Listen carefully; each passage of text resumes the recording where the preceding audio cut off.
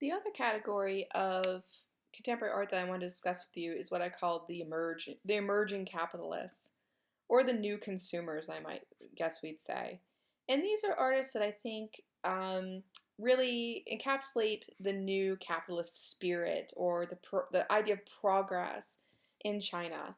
I feel very equipped to talk about this because when I was living in China in '97, they were right on that cusp of kind of emerging out of the statism, the communism, and starting to see these glimmers of capitalism.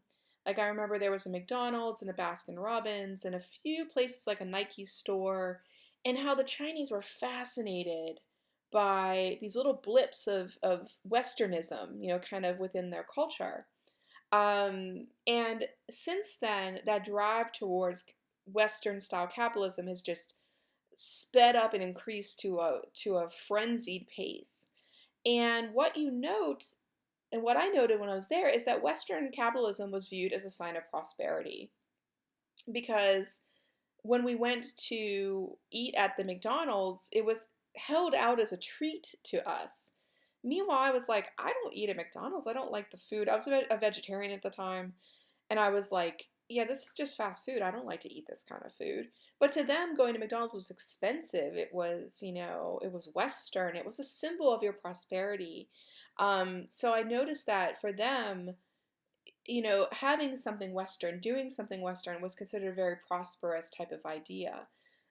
In this picture, you can notice there's, holding up, a Rolex and like, dancing on McChicken sandwiches. This was kind of this mashup of old looking Chinese iconography with consumerist goods. So one of the reasons we think that they really are interested in this idea of Western culture and capitalism is it signals prosperity to them.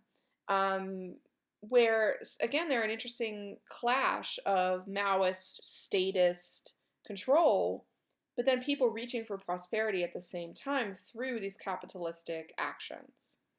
A lot of the artists that I look at here, to me, they are either embracing the idea of consumerism in a funny way, like the Loao brothers piece you just saw briefly, or someone like Wang Fen's work, where he seems to be dealing with this longing for the past, but people looking to the future. And with these girls kind of sitting on the wall, he literally calls these his sitting on the wall series. The idea of these young schoolgirls, because in the pieces it's always these young schoolgirls.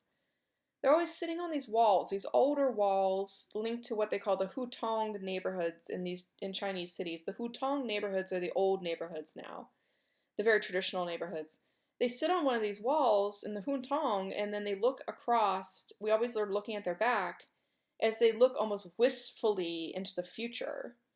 These skyscrapers, right? Construction cranes.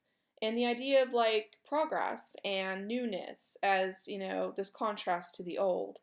And I think what Wang Fen is kind of saying, one leg is on one side, right, and the other leg is on the other side of the wall. Like, where do the Chinese want to be? Are they kind of stuck, clinging to the past or trying to go to the future at the same time? Can you have both? Can you only pick one? So again, I think it's sort of about this kind of idea of the past and the future, and what's the journey for the modern Chinese now. He also did a series called the Wish For series, and I think what he's trying to do with these pieces is like, kind of ask you the question of what is the role of capitalism in this communistic society. When I was in China, again, there was still a lot of almost like Confucian-esque sense of roles or hierarchy. There was a sense that like, you wore certain clothes or you behaved a certain way. People didn't really want for much or need for much, but at the same time, they were like, "Ooh, McDonald's." So it was very confusing. I remember living out at our archaeological dig site, and one of the professors had his daughter with him. She was probably about like 10, 12, somewhere in that range. And she literally wore the same set of clothes, the same two sets of clothes over and over. Like one day she'd wear one outfit and the next day she'd wear the next outfit. And I was like, "Oh, did you just pack light? Because, we're living out here in the middle of nowhere." And she was like, "No, these are my clothes." was like, so you have two sets of clothes, two outfits? She's like, why do I need more than that? I wash one, I wear the other. I wash one, I wear the other. So there's more and more I picked up as I was living in China. There's this sense of simplicity that sort of ran through the core, like you only need what you need. So when I look at these pictures, it's like again that capitalist gate has been opened, and then how does that change like what people need or what they want? Where they start to embrace, like, oh, should I be working out? Like the wish for good health. I see Westerners working out, maybe I should be doing that. Oh, maybe I should be doing this or be doing that. Maybe I should want for more goods. Maybe I need more things. I need a car, right?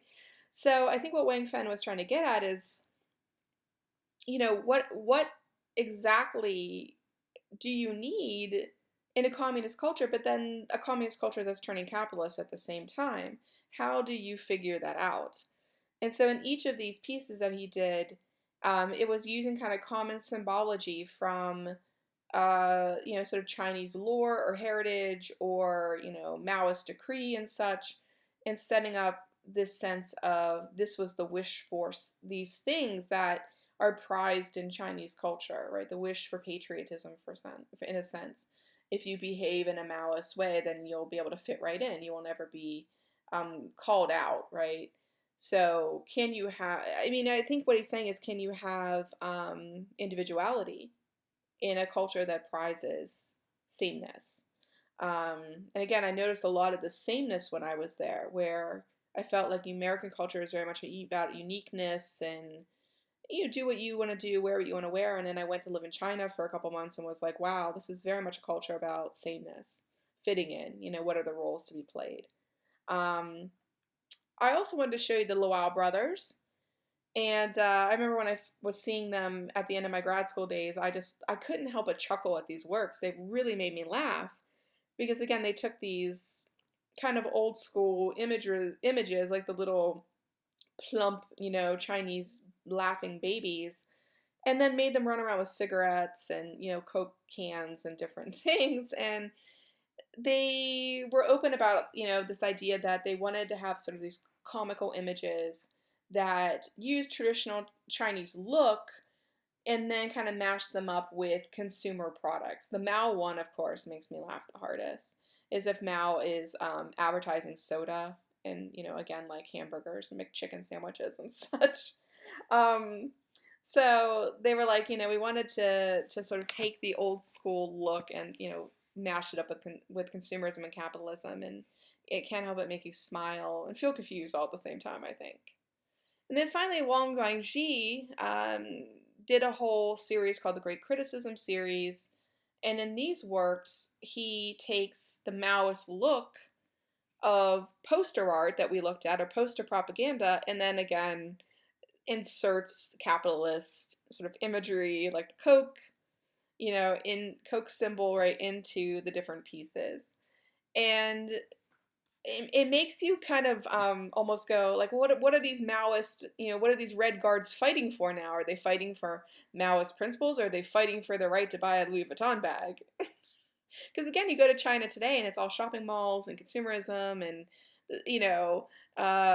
consumption, where that's really not what Mao was about. So it ends up being kind of hilarious, right, to look at the idea of like the look of the poster art and then, the capitalist symbols that are sort of being alluded to at the same time. I hope you enjoy these artists. I think they're very illuminating about Chinese culture as it stands today, and I'm sure we'll see more and more contemporary artists emerging that are going to be grappling with these issues.